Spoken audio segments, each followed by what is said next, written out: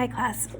So, the end of chapter 8 is when the boat tipped and Ethan fell into the water and didn't come back up, and so Bailey jumped in after him. So that's where we are. Chapter 9. I couldn't see much of anything down there in the water, which pressed against my ears and slowed my desperate descent.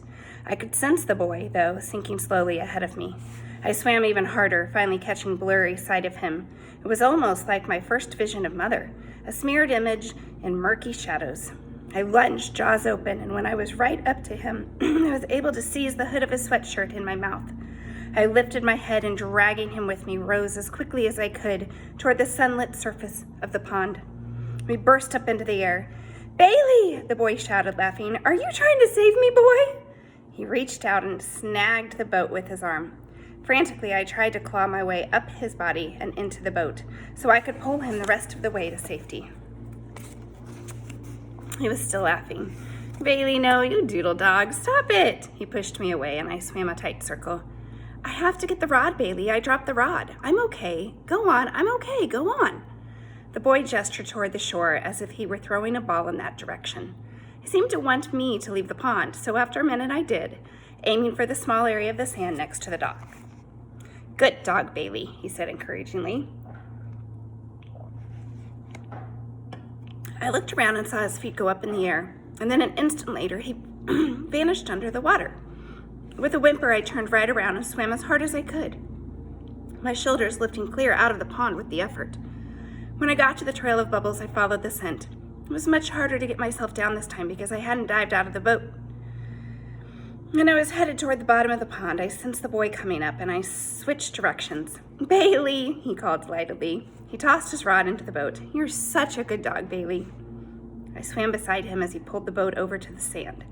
So relieved, I licked his face when he bent over to haul the boat onto the shore. "You really tried to save me, boy." I sat panting, and he stroked my face. The sun and his touch warmed me in equal measure. The next day, the boy brought Grandpa down to the dock. It was much hotter than it had been the day before, and racing ahead of the two of them, I made sure the duck family was out in the middle of the pond where it belonged. The boy was wearing another shirt with a hood, and the three of us trotted to the end of the dock and looked down into the green water. The duck swam over to see what we were looking at, and I pretended I knew.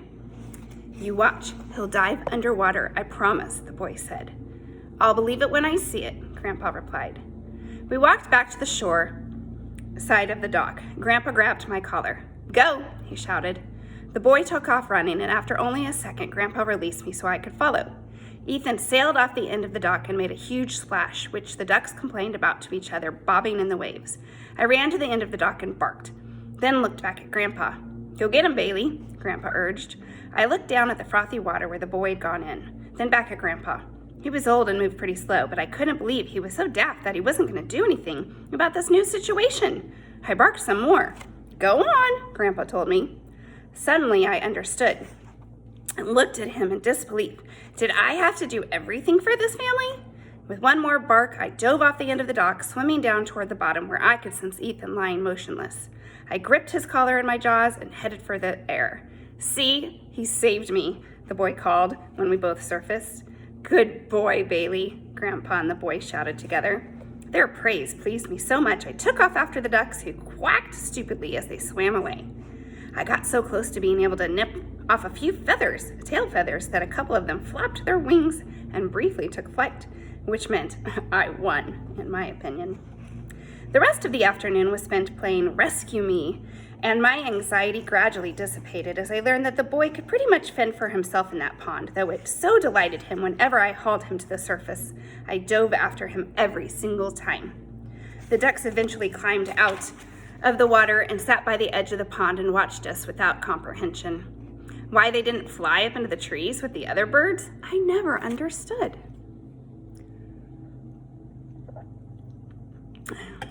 I could see no reason to ever leave the farm. But when Dad arrived a few days later and Mom started walking from room to room, opening drawers and pulling things out, I had a feeling we were going to move yet again and began pacing anxiously, afraid I'd be left behind. It wasn't until the boy called, "Car ride," that I was allowed to climb in and hang my head out the window. The horse, Flair, stared at me with what I assumed was unrestrained jealousy and both Grandma and Grandpa hugged me before we drove away. We wound up going back home, and I was delighted to reacquaint myself with the kids and dogs in the neighborhood, but not Smokey. We played games, and I chased balls and wrestled with my friend Marshmallow. So busy having fun, I was completely unprepared for the morning a few days later when we all got up early, and I found myself being unceremoniously led out to the garage.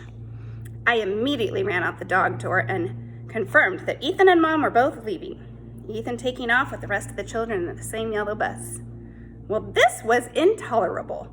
I barked for a while, and from down the street, Marshmallow answered, so we barked at each other. But that didn't help as much as you'd think.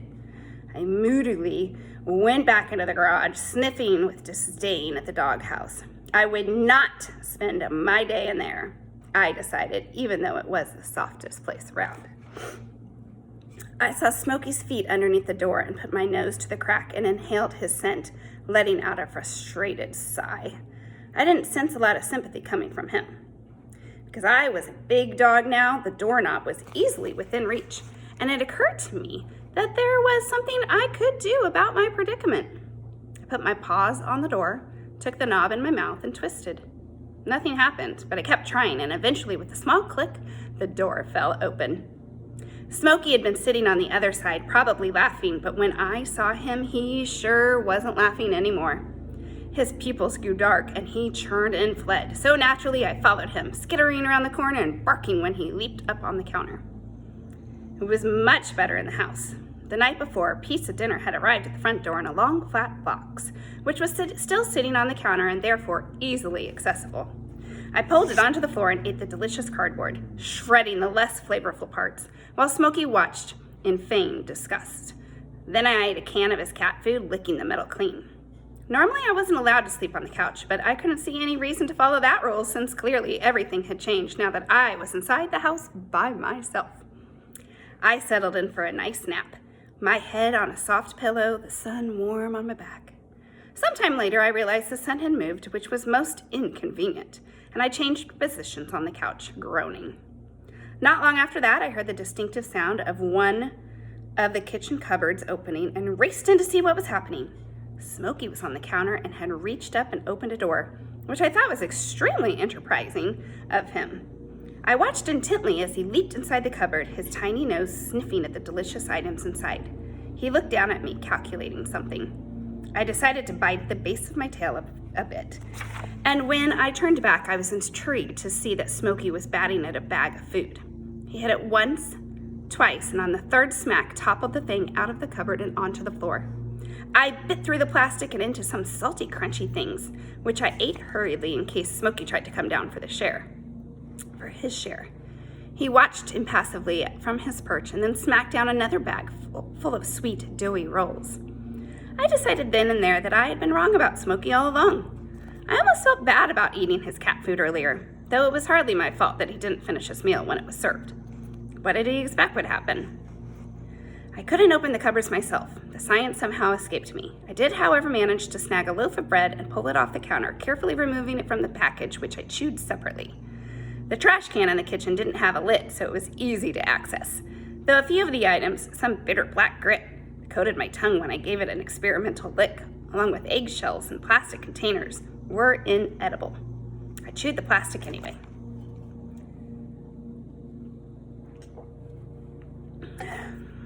I was outside waiting when the bus pulled up, and although Chelsea and Todd both got off, there was no sign of the boy, which meant he would be arriving with Mom. I went back into the house and pulled some shoes out of Mom's closet, though I didn't chew on them because I was feeling pretty lethargic from all the snacks Smokey had given me. I stood in the living room trying to decide whether to lie on the couch, which no longer had any sun on it at all, or lie in the patch of sun on the carpet.